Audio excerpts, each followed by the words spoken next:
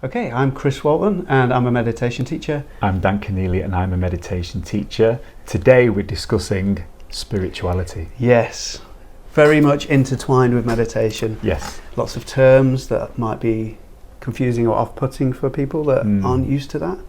Do you experience that? Do you notice using terms and people are scratching their heads perhaps? Yeah, I've felt it as well. Before I got into meditation, spirituality was not known to me. Yeah. I probably had preconceptions about what it was.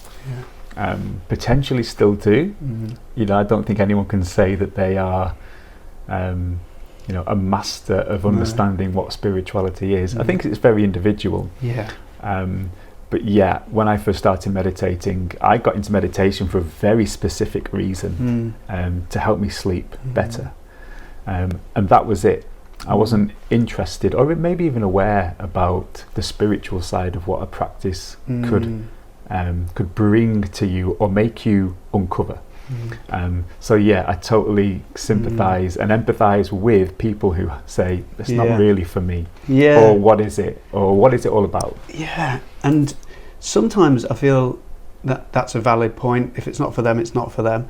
But some of these concepts in meditation are hard to explain with non-spiritual terms. Yeah. Not impossible, but for me, spirituality means to try to understand the unknown, and I think that's what can put people off. Is this actually I don't want to realise that there's an unknown. Perhaps there might be some resistance there, but we can do our bit to join the dots with these meditation terms, can't we? And spirituality and the unknown, and turn it into a kind of openness rather than an unknown.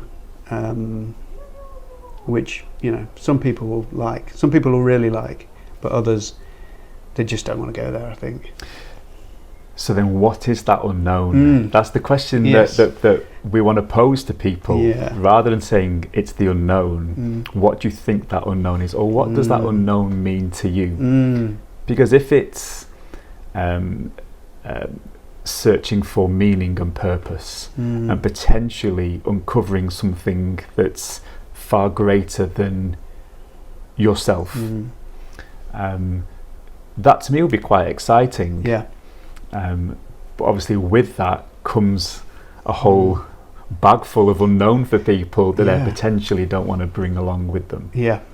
I think that's true, and I think if it's anything that might change the identity or your view of yourself, or even reality, the nature of things, that's big, and it can take some time to adopt and adapt to that change. So I can imagine, and I think I can see people having resistance to that change, really, from the unknown. But exactly how you said, it's what does it mean to each individual person? What is it, that unknown? And I think part of everyone has a bit of a draw to that. Who is 100% happy with the person that they are? Think about every single aspect of your being and your character and your traits and your behaviours and your your way of thinking. If you said to me 10 years ago, 15 years ago, you would be this person in 10, 15 years, it would have been probably unrealistic of me to think that might be the case. But I think with spirituality and meditation, what it does, it's more a rediscovering of who you are, rather than becoming somebody else. You're removing what doesn't make you you, and that's the process. It's the stripping away of those identifiable traits that we have, and behavioural patterns and thought patterns that are probably from conditioning of some description, but it's with each layer you peel off, there's like a purity that you find that makes you think, oh, this is more me.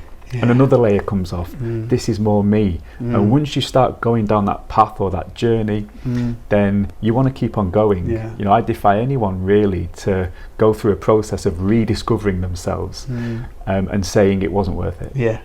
It just feels more true. And it will be times where that's bumpy, because it will be a change of identity, and you're like, oh, oh no, I don't like that thing. I don't like my job. Yeah. Potentially. Or that person. Or that person, yeah. You know, how many people do we know that have sidelined relationships, family relationships, friendship groups, or just sidelined them because those relationships, they see things that they didn't necessarily see before. They become more aware of the mechanics of those relationships and realise that this no longer serves me.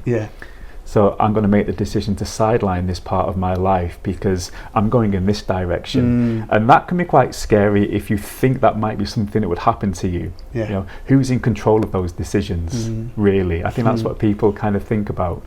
Fascinating to work with people that are on that journey while still going through it ourselves. Yeah, that's it. And I do think once people sort of have that awareness and something isn't serving them or they know themselves better, there is a natural draw to that. It'd be very hard to sort of turn yourself away from that, to close off from that. I don't know if that's your higher self or whatever your belief around that is, but perhaps it's your higher self. But part of you, once it sees that new version of you, that more pure, more true version of you, it will draw you towards it. And in a way, I think that spirituality for me, a big part of spirituality is that higher self, or that thing, or that knowing that draws me towards a deeper truth. Well, that's how I see it at times. It's identifying with not the physical body or even the physical world around you, the physical environment, and not identifying with the mind, intellect and ego, but identifying with part of you that's a bit deeper than that. Because meditation is a practice that gets you out of your head and into your body, you keep meeting that part of you where maybe you hadn't met it before on a regular basis, and then slowly but surely you bring out this this new part of you, you know, whether some people call it the soul or the spirit.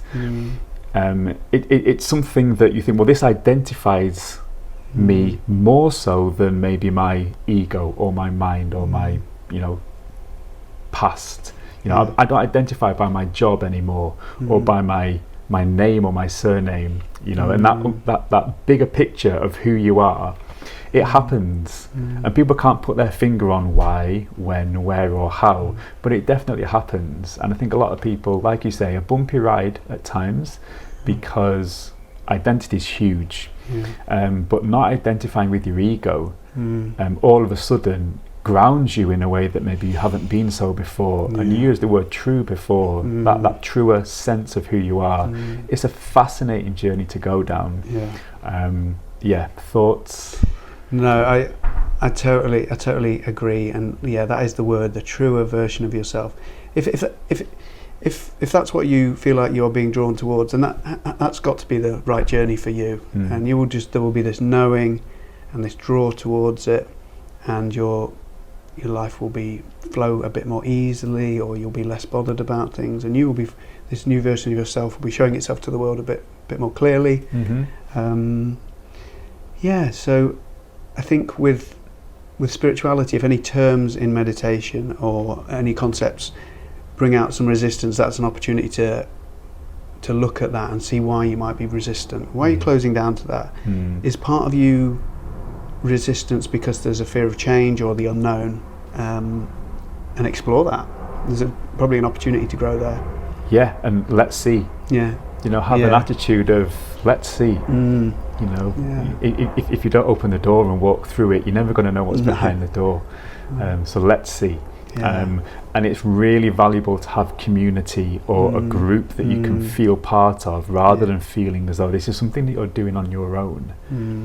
Is that there's loads of people that are more and more people are doing this every day, and it's sharing in that experience and finding your tribe of people as well. A lot of people gravitate towards new groups because like-minded people, and again, we're very tribal as human beings, and to know that there's a tribe out there, if you're going to experience, you know, something, you know, a new way of thinking, a new way of living, a new way of being, and there's people that are sharing that experience as well. People can often find great community in that.